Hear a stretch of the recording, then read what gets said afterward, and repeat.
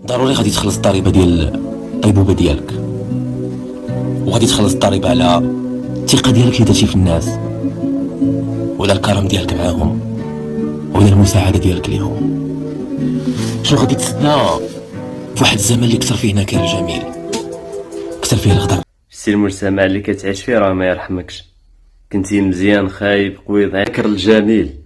اصديقي الا كنت غادي دير الخير ولا غادي تحسن المعامله ديالك غير باش يقروا ليك بالجميل وباش يقولوا هذاك الله يعمرها سلعه ويردوها لك في الوقت المناسب، احسن ليك بلا ما دير داك الخير. هذاك الخير ديالك اصديقي غير خليه عندك. خاصك دير الخير باش ينفعك في الاخره، خاصك دير الخير باش يلقى عليك البلا. وان الصدقات كتدفع البلا كتبعد عليك البلا.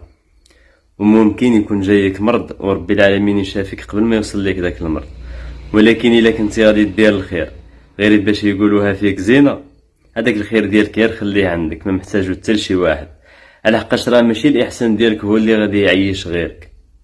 داك الجميل ديالك اللي كتساين المقابل ديالو راه ماشي هو اللي كيعيش داك الناس اللي كدير معاهم المزيان.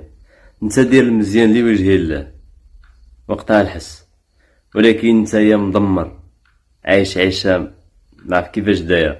علاش؟ حيت فلان درت فيه الخير وردها ليك بالشر، وهو راه ماشي هو اللي ردها ليك بالشر صاحبي، وراه انت اللي كنت كتساين الاضعاف باش يرد ليك داك الخير ديالك وما ردوش ليك، ولا راه ربما ردوا ليك غير انت ما قتنعتش. انت اصلا عندك واحد الشهيه مفتوحه لمساعده غيرك خصو يساعدك، وانت كينتحط لك راه كتساعد الناس.